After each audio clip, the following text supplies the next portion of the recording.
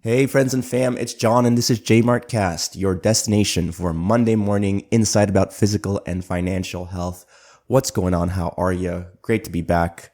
Missed a couple of weeks there since our trip, my wife and I, my trip to Belize. Didn't do any episodes, partly because I've been busy. There was family day there. I had a great time with family. Hope you also had a nice quality time, whether it be with your spouse, your children, your parents, or siblings. Hope it was nice. Mine was definitely quality time with the children. We went to the science center with the kids and grandparents, so that was really nice. They really enjoyed that. But anyway, and in addition to that, missed a couple weeks there because I got sick almost immediately after coming home from that Belize trip with my wife. You know, I was feeling great from the trip, on a high note, not paying attention to my body as closely as I normally do, which basically meant that I didn't notice as the symptoms of the illness were coming on. And by the time I knew for sure I was sick, it was too late to kind of prevent it from happening. As I've shared before on the podcast, when I am really on top of it, on top of my health and paying attention very closely, you can kind of feel the illness coming on very early from like day one, basically. And if you do that, you can kind of shut down, if it's just a basic goal, you can shut it down, which is what I usually do with these zinc lozenges from Life Extensions brand. They're like these huge lozenges that take forever, like something like 20 to 30 minutes to dissolve in your mouth. And as it's dissolving, the zinc is traveling through your nasal passages, getting to the site of infection where there's lots of virus, and the zinc molecule or element itself is able to bind to the reverse transcriptase of the viruses, block that from making more copies of the virus so that your immune system has fewer copies to deal with, to shut it down. And if you can do that early on in the infection process, you can pretty much kill the cold. And I've done that many times before, but this time around, it was like we got back, like say something like Saturday or Sunday in the week, and only by Friday I knew for sure I was ill. So in those 5 days, I'm pretty sure the virus had replicated enough times that it couldn't be shut down. And then unfortunately, I had to deal with nearly 3 weeks of illness from that. You know, I was only really sick, kind of tired, achy sick for about 3-4 days at most. But then the symptoms of like congestion and coughing and all that continued for a long, long time. Still a little bit congested, but mostly a lot better. The last few days, I've been actually able to sleep with my mouth closed, breathing in through my nose, which has made a whole world of difference in being able to wake up feeling rested as opposed to waking up super groggy and tired with a gross dry mouth because it's been wide open most of the night. So anyway, sorry to gross you out with that. But it's an important thing when thinking about health is how closely are we paying attention to it day to day?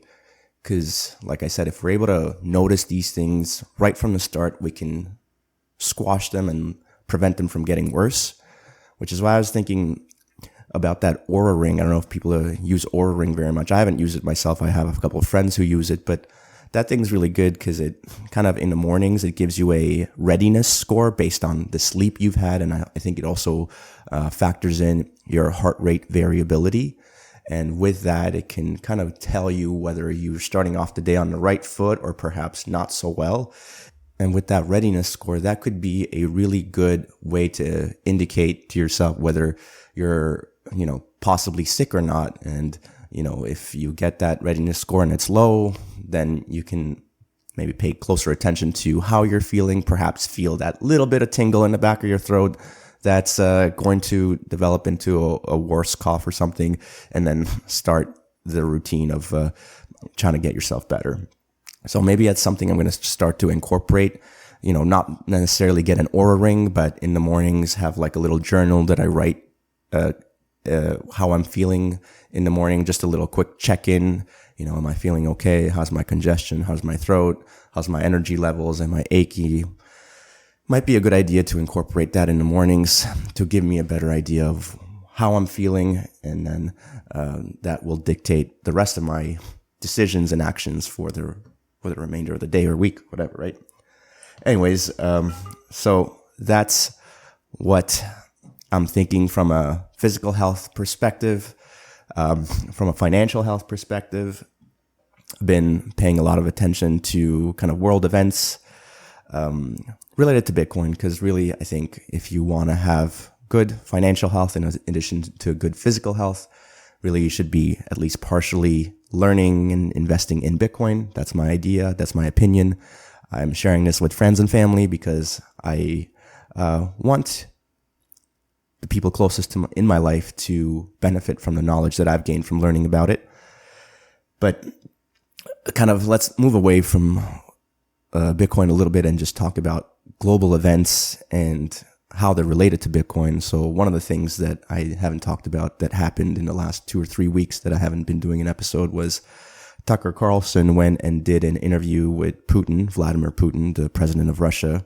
And if you haven't checked it out, I recommend you go and take a look at it. It's 2 hours long, and there's definitely a lot of Russian propaganda in that interview where Putin's telling a bunch of lies.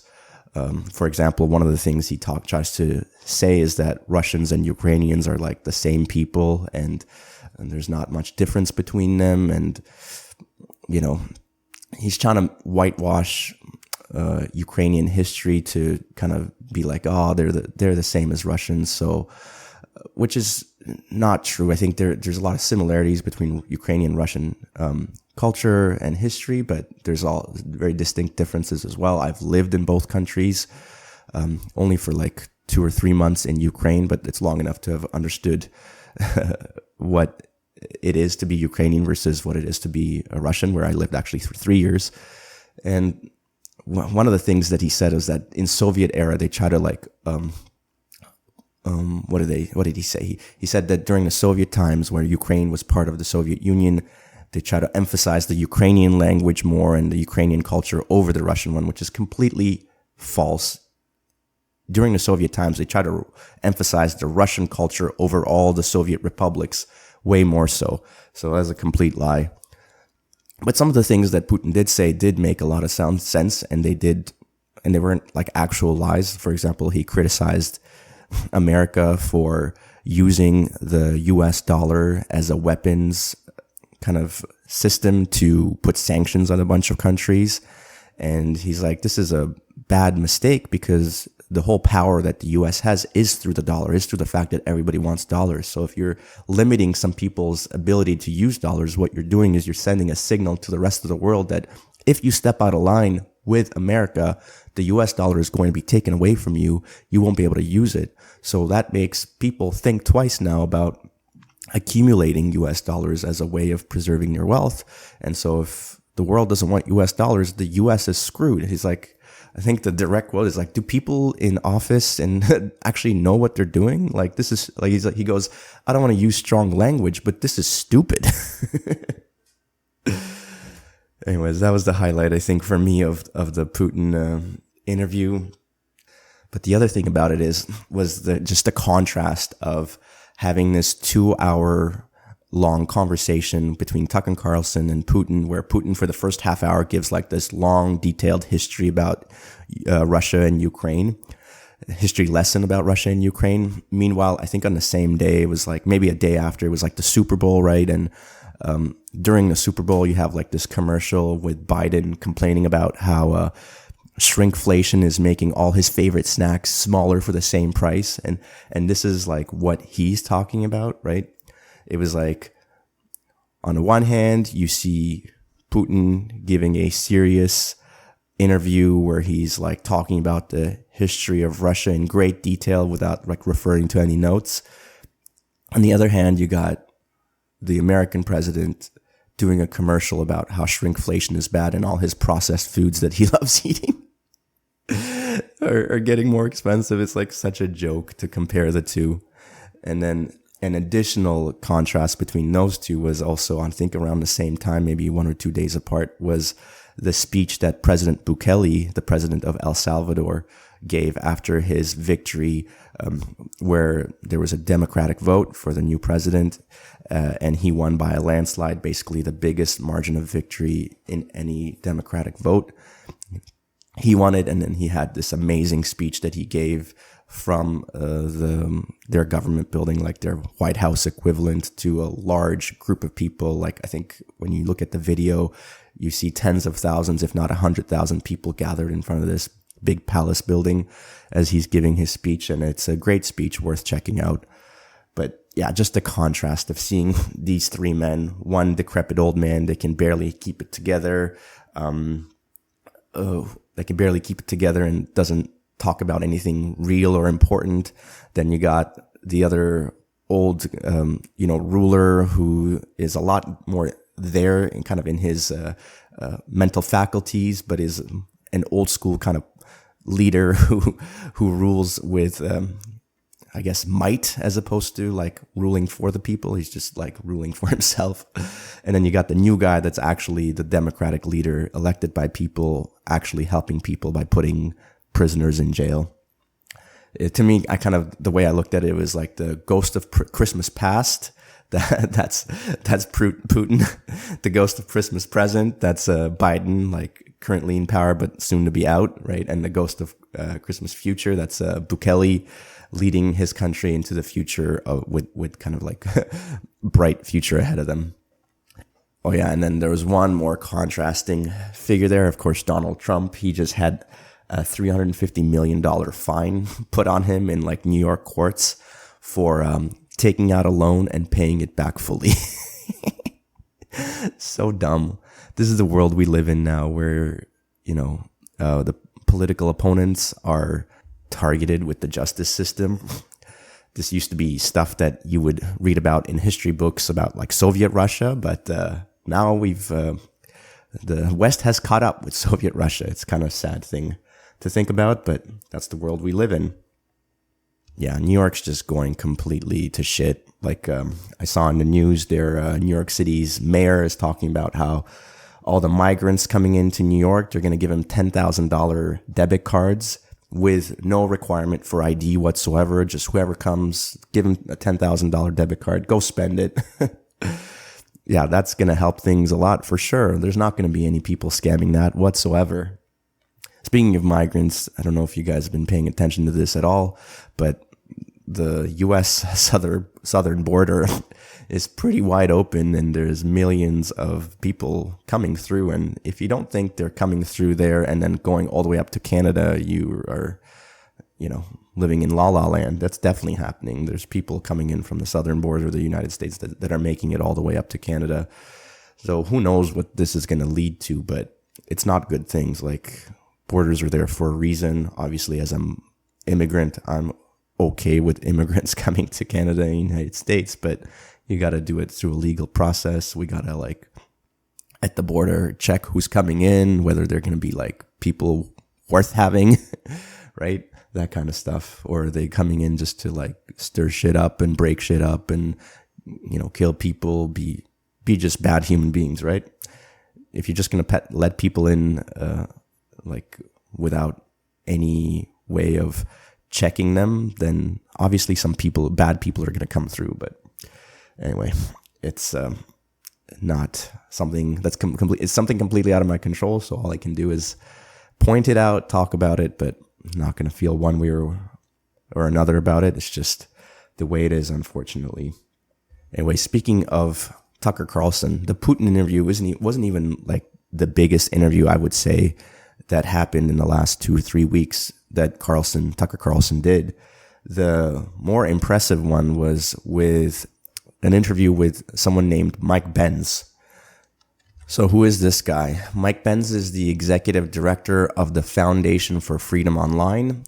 And during the interview, he basically offers an in-depth analysis of the modern censorship and its impact on our fundamental rights. So, for example, Tucker Carlson asked him about the Pentagon. He said, the Pentagon, did it censor Americans during the 2020 election cycle? And then Mike Benz says, yes, they did. The 2020 election cycle and then the COVID-19 pandemic, he would argue those are the most censored events in human history. He called the tools that they have for censoring people weapons of mass deletion. He says that the technology has the ability to censor tens of millions of posts with just a few lines of code.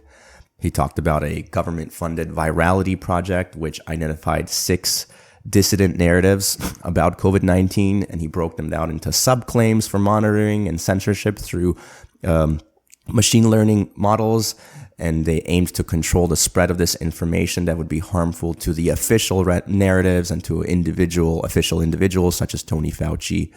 He goes to say that whenever something started to trend that was bad for what the Pentagon wanted or was bad for what Tony Fauci wanted, they were able to take down tens of millions of posts, and they did this in the 2020 election about the mail-in ballots as well.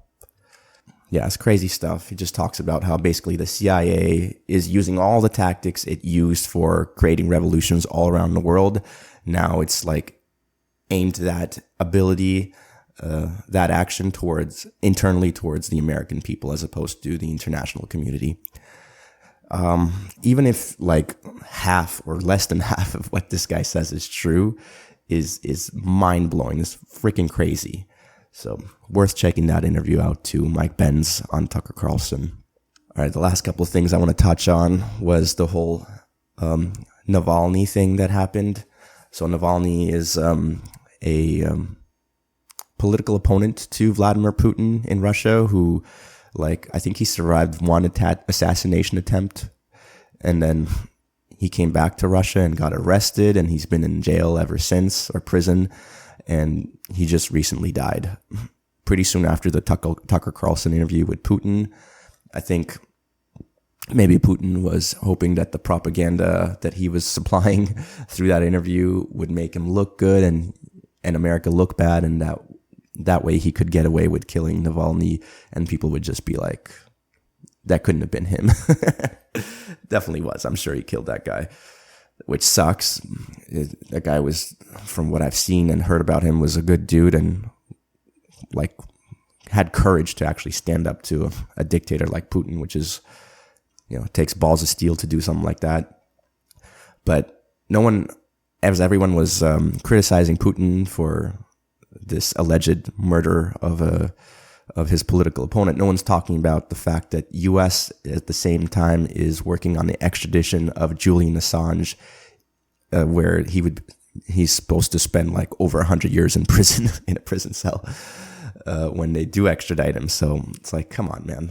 You can't be criticizing Putin at the same time as you're about to take this dude who just he published information about what the U.S. government was doing, illegal actions of the U.S. government. All he did was publish information, and now he's going to have to spend hundreds of years in prison. Obviously not that long. He's going to die before then, or hopefully if a real president gets elected, they'll pardon him and everything. Him and Edward Snowden, Julian Assange and Edward Snowden should not be political prisoners. They should be allowed to come back to the United States as heroes.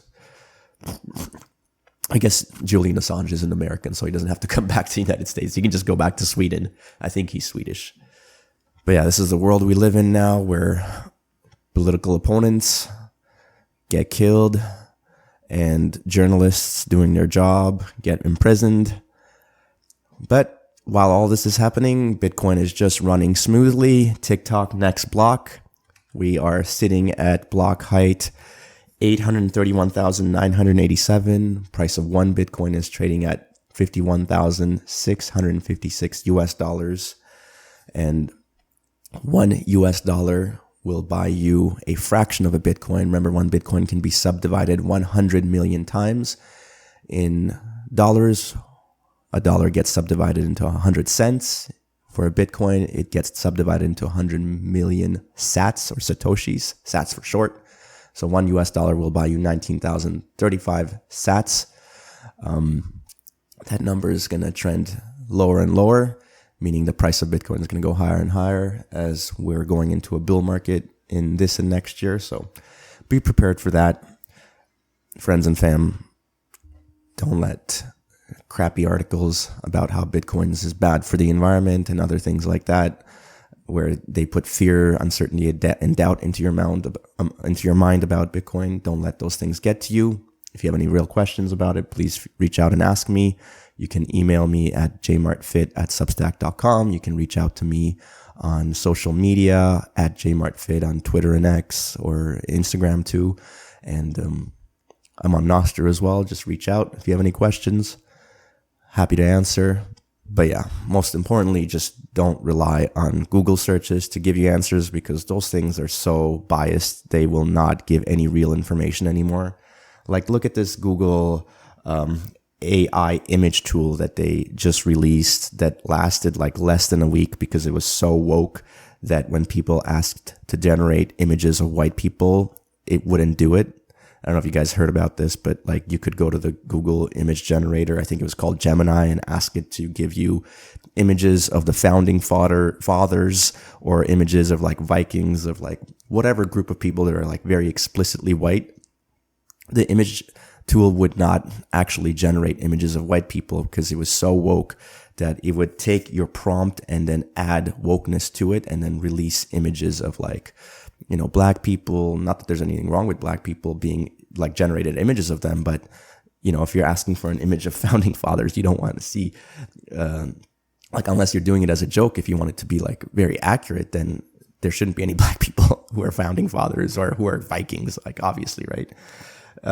It's kind of ridiculous. So it just goes to show how woke and demented the people at Google are, and how, you know, one-sided they are with everything. So when you're trusting your searches to find information through Google, you're just not going to get anything that's unbiased, that's factual, that's not narrative driven. So keep that in mind as we go through 2024, kind of like the greatest year so far in terms of figuring out all the bullshit that's going on in politics and in the world of power and control.